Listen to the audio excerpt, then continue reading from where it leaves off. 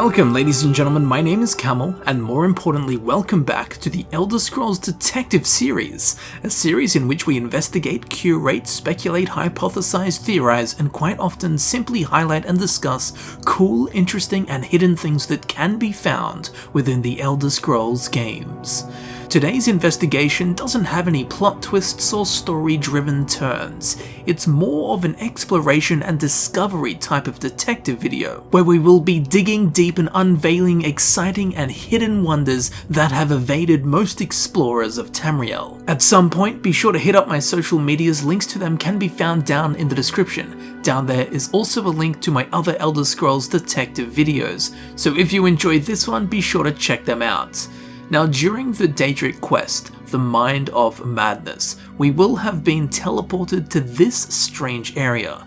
Soon it will be made obvious this is the doing of the Daedric Prince of Madness, none other than Sheogorath himself. If you do wish to learn how to get here, or about the legendary artifact the Wabberjack, which you receive from finishing this quest, I have just put up a full guide on both, so check that out if you wish. But for right now, we will soon discover that this is in fact a place called the Mind of Plages, who was once a ruler of Tamriel. And while this is not the Shivering Isles themselves, I do believe this is a pocket plane of oblivion that only exists due to Sheogorath's will. So this area is in fact a realm belonging to the Daedric Prince of Madness, Sheogorath. Now, if you're like me, you may enjoy exploring quite a bit, and this place, while looking glum, does look fun. Sadly, apart from the quest-specific areas, we just can't have a look around. There are these invisible barriers blocking our path in all directions. So we have this cool little area that we can't even explore. Boo! Well, with the help of the old no-clipping console command, we can now run straight through those pesky barriers. Freedom, baby! Let's explore this strange realm. Cool. Some rocks, a bunch of fog, a stack of trees, and then just ground textures and eventually nothingness. Well, it seems those barriers were making sure that we only saw the good bits. Although, kind of interestingly, there is this infinite texture that just goes on forever, but let's not get into that now. So, this is it seems. This is Sheogorath's hidden kingdom, his secret realm. Well, not quite, if we go back to the table where Sheogorath sits. And again, with the clipping turned off, we make our way to the east. Appearing from the fog, we will actually find a door. But a door to where? It leads to the mind of a madman. Once we enter, we will be led to a small room. Looks like a very humble cottage or shack interior. Apart from the solid framing assets, there is no decoration or furnishings. But over on one of the walls there is another door. Again, strangely it leads to the mind of a madman. Well, let's have a squiz.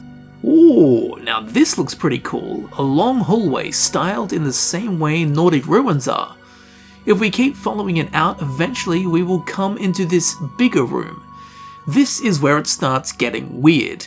There are a number of what I would call broken assets at first, but given their angles and strange placements, I think that this room is more of a hidden Easter egg, and all of these assets have been placed here in this strange fashion as a nod to the chaos of Sheogorath, the Daedric Prince of Madness. This whole tunnel, room, and assets are all held within a huge cave-like cell.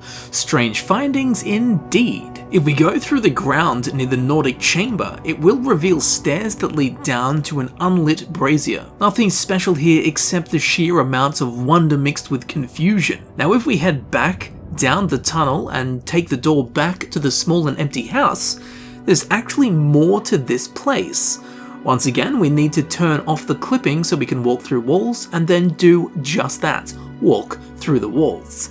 This will reveal that we appear to be in some broken Skyrim version of Alice in Wonderland, and we were in a tiny house on an altar or a giant altar with a normal sized house atop it. As we can see, our character hasn't changed size at any point, so this would point towards the room being built for giants, except of course, the house. So what the hell is going on here? These aren't just random assets and testing cells.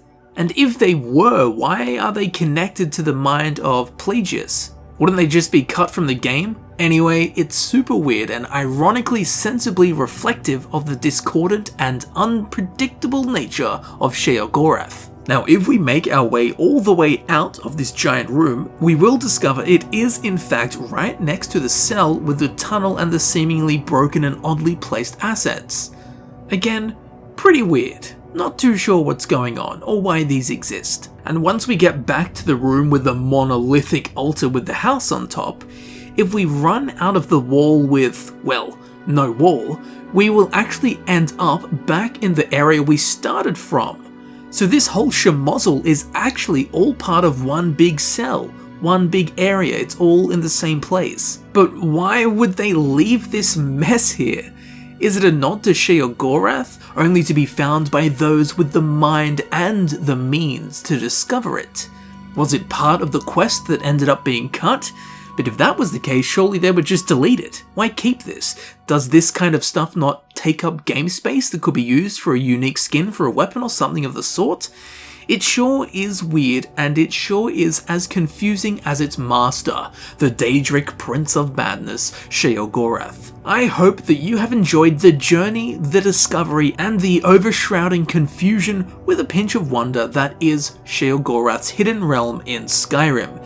His secret rooms, cells, kingdoms, whatever you wish to call them. Now be sure to let myself and others know what your theories and conclusions are as to why these inaccessible areas exist in-game, or more importantly, why they exist still attached to this quest area. Easter eggs perhaps? Simple broken assets or cut content? Maybe there's something else altogether. If you have any information, facts, evidence, speculation, theories, or anything to do with this strange pocket plane of oblivion, be sure to leave a comment.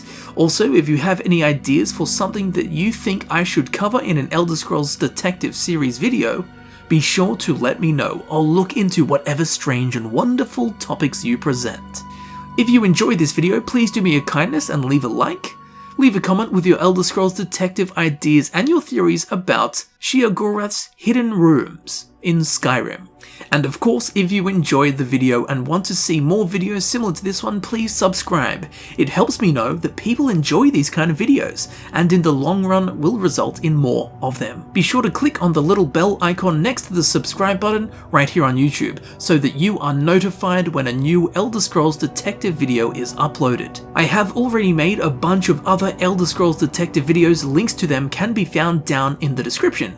Now down there is also links to my social medias, including Twitter and Patreon. Be sure to hit them up if you would like to support the channel, and be sure to follow to keep up to date with what I'm doing. As I'm sure you know, all of my time and energy goes into creating these videos for you, so your support is greatly appreciated and welcomed in any and all forms. Feel free to check out the playlist on screen. Thanks for watching, thank you for supporting the channel, and I'll see you very shortly in the next video. I'll see you there soon.